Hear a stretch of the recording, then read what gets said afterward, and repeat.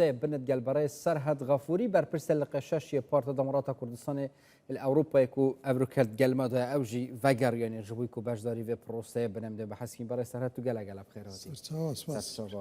این از بارد کم هنجیش بر مرما باشداری کرنه بو پروسه هل بجارتنان وگر اینه طبعا اما قرار ما دا بقرينا وهرمن بتنها نبوينا صدان كز الرجاء وبردوامها اما خريجي تنظيمات كاري خومانين شون دتوانين بروس بجيري او بروسه بكين بو هل بجاردين في العراق فدرال دا بو اوي لليستي دو صدو حفتا بينجي هرمي كردستان دا الدوري خوما مدينين كما في خومانا بداخوا لوي او ما فيعني مساندوت بداخوا باسي او بداخوا بكم وكي اب برياره هات يدان وهين بي حسيون دفع يعني تشب يعني تشب بيجم بيناسيك بوها بي يعني جديد نوا بو في برياري تشبيه بو تشي برياره كهو صدا هات دان في جاري صندوق دنگدانش در في ولاد نه دانان هو دومين زار صندوق دنگدان لدروي عراق دان اندري لبيستيكو استاجو بيستبنزا او دومين زار بداخل كدلين بداخل ولا بر اوي اوان ما في خلشي كردستان ما في ذاتي شخصي ايما يعني خوارد بداخلها كدجي بالرياري سياسي خويان او برياريان دجي سياسي خويان لا سياسي عراقي دا دبيهم كردك ما في خوي هيك تنجي خوي بدا بلان بداخلها اوان لايما سان دوا سببك تسيا سببك اوان بعد زانن خلشي كرد جيرة تيجيشتوا اماديا با للرجاء ديمقراطية والدفاع لما في خوي بك دسيت صار صندوق خاني دنگدان لو تشوار زاري بيشتر كلوي كرا لحر تشوار زار دا كردنجية كمي هنا ولا ناو كردش دا بارتي دنجية كمي هنا اما واي لوان كرد ك جارة شتر ام بريارة حسن دي ناياسائية بريارة بلان او بريارة يندا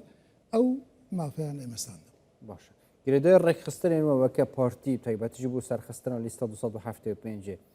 او پیوندین وکرین و پاهاتی نکرن چندن او کردین تکو وگرن بو باشداریا پروسه بنت روجا دنگدانه دا والله هي بعدات زحمتها بلي عدد اوان دستندن بلام زورن بصدان كرد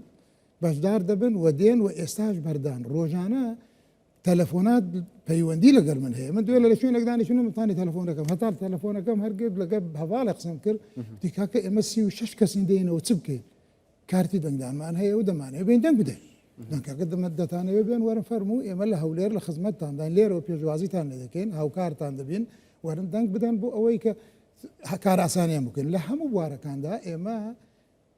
نتنها اوي كتنها برين وكو بارتي وكو كرد هر كردشي بي بيتو اما بيجوازي دكين وبيجيري دكين وهاوكاري دكين بو اوي بي دنگ بدا چونچين ام بروسيا اگر ایمل لبغداد بقوت سرکوتنی باش بان بدتینا لبغداد بقوت بین ایمل لکردستان بقوتین بلام اگر هاتو لبغداد ضعیف بوین معناه وی ام چشانی که پیش استاهیا بنمونترین شد باسی موسدکم که شتی زور ناروای دکری دیتا بردمان بلام اگر خلق لبغداد هبه دفاع بکا خلشی باش هبه توشي او جلو گفتانا باسان ناتوانن او لگر ما درس يعني اس نمونه بحثا و پیوندی كما وقلت تا 36 38 نفر بيك بدينا ابو باشداري بروسه بن او خلک همی در سر حساب خو زفرن سر پاره خو چونکی یا زحمت هاتنو چون بو اروپا رنگ چند سالا جارك وصل در فتك بوانا چه بد بين بو سردانا کسو کارن خو يقصد بدنا بتبليهم بخلشي كردستان جبلهم خلشي اوروبا للروي روشنبيري وبيركردن انتماء نتواجه فرقي هي بارل ورناقرن لسر مصرفي خويان دينو لسر باقلي خويان دينو من دالكان يا خويان بزيدلن ايش خوشان بزيدلن بلام امادن بين دنگ بدن بو حزب ارچي نتواجه خويان دكان شعور بودكان كبيويستا دن كردستان امرو بيويستي بدن جوانا بيويستا او دنگ بدن بويا بجنابشتو بهمو بينران رادگينم همو يان لسر مصرفي خويان لسا ارچی خویان ببی اوی هیچ هاوکاری بکرن آمادن دین ودن چیزه اگر بگه رادی هاری کاری کرد هین وکه پارتی دی هاری کاری خلکی بکن و گرن جوی اوجی باشدار بن پلانه که هو ساعت را که ده هست بداخل تا است او پلانه نیه اما بتوانی هاری کاری خلکی چون اما خلکانی دین من دلین بصدان به هزارانن پارش لبرچاو بو او سالی جارج که دوباره دبته و زور زحمتها اما او تکلیفه ل پارتی دموکراتی کردستان یاخد لسکرداتی خو ممکن برین دبی هاریکاری مەسەڵەن بۆ نمونە برێن بیتاقیان بدەنەوە وای. زۆر زەحمەتە قورسە لەبەر ئەوەی ئێمە ڕەچاوی ئەو وەزع دەکەین کە ئەمڕۆ لە کوردستاندا هەیە ڕەچاوی باری اقتصادی ئەم وەزعی لە کوردستان بەڕێوە دەچێت بۆیە زەحمەتە ناتوان درێت دەنا پێمان خۆشە وەکو پێخۆش بوون وەکو هاوکاریکردن بە هەر شێوەیە هاوکاری ئەو هەواڵانە بکریان شعوریان ڕامبگیرێ هەتا لە مەتاڕیش ئەگەر پێشوازییان لێ بکرێ یاخود ڕێزێکیان لێ بگیرێ ئەوان ئەوە بە هەموو دنیا دەزانن نەک بەوەی لەسەر ئەوەی کە پارەیان پێدرێتەوە هیوادارم برادرانی کە ئێستا گویان لە دەنجی ئێمەیە لەو شوێنانەی کە بەرپرسیارن هاوکار بن لە گەریان و ئاسانکاریانەوە گشتی ئەس بە حەز بکەم یعنی کوردت گەل سنەیان شیعیان و ئەبن عێراقش دەرڤەی وڵاتی جی جداهیە هەزرکردنەوەنە بەشداریکردنا پرۆسەکە هەوسا گرنگ دا چییە؟ زانی ئێمە لە دەربەدەری دەژین بە بەلاش ئەگەر سەیری کە ئێمە لە خۆمانەوە نەچۆتینە ئەوروپا بۆ چۆتینە ئەوروپا لە ژێر کوشتن و بڕین و زۆرداری سەردەمی بەعسی پێشوو ئەم خەڵکە زۆربەی هەر زۆری دەربەدەری وڵاتان بووە ئەوانەی کە لەوێنە ئەمەیە بەم وەزعەکە لێوە دەرچوونە ئێستا بیر لەوە دەکەنەوە جارێکی تر کورد تووشی ئەو ئاوە نەبێتەوە کورد تووشی ئەو مۆزوع نەبێتەوە کورد تووشی ئەو کوشتن و بڕینەی زیندان و بەساڵکردنە و چمیا بارانەی کە بینی نەبێتەوە جارێکی تر هیوادارم برادرانی کە لێرن سەیری هزری نەتەوایەتی ئەم کوردانە بکەن کە ئەمڕۆ لە دەرەوە بەم لەسەر مەسرەفی خۆیان لەسەر ماندووبوونی خۆیان بە پارەی خۆیان دێنەوە دەنگ دەدەن ئەمە ئەوە دەگەیەنێ بە خەڵکی کوردستان دەڵێ هەواڵینە دۆستان کوردانی دڵسۆزی کوردستان ئێوە لە کوردستانن دەبێ بزن دەنجی خۆتان بگەێنن بە دەنجی خۆتان ئێوە دەتوانن دیفاع لە مافی خۆتان بکەن بەڵام ئەگەر دەنجی خۆتان بسووتێنن غەدر لە خۆتان و لە میلەتەکەشتان دەکەن ئەمەیە هزری ئەم برادرانەی بە هزری نەتەوایەتی کە لەوێ وەدێن بۆ ئێرە بۆ ئەوەی بتوان لێرە دەنگ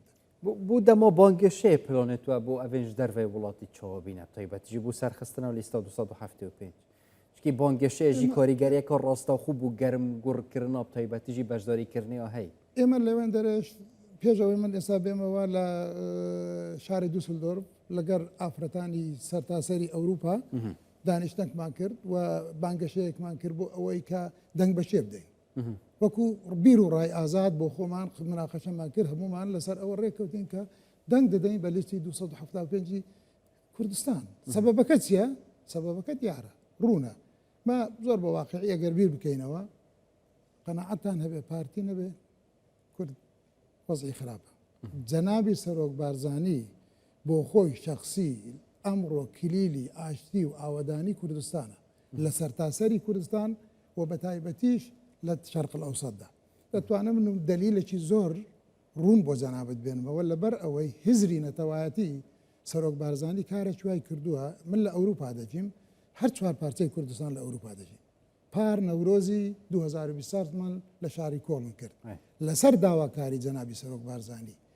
لەسەر بیر و بۆچوون و ئاشتاوایی ئەو لێرە لە هەرێمی کوردستان و ئاشتاوایی لە تورکیا و لە قەندیل و لێرە و لەگەر کوردستانی ڕۆژ ئاوا بوو و بانگەوازی خەڵکی کرد بۆ بەشداری بوون لە نەورۆزی کۆڵن سەدان هەزار کەس لەو نەورۆزە بەشدار بوون ئەمە چ دەگەیەنێ ئەمە ئەوە دەگەیەنێ خەڵک لەگەر هزر و بیری نەتەوایەتی دەرەوەی جەنابی سەرۆک بارزانی گەلک سوپاس بەڕێ سەرهەد غەفوری بەرپرسە لە قەشەشیە پارتیل ئەوروپا هێن گەلمەدا بوون گەلە بخێرە سەرچاوە ڕێز و احترام گەلە بخێرە هەر بش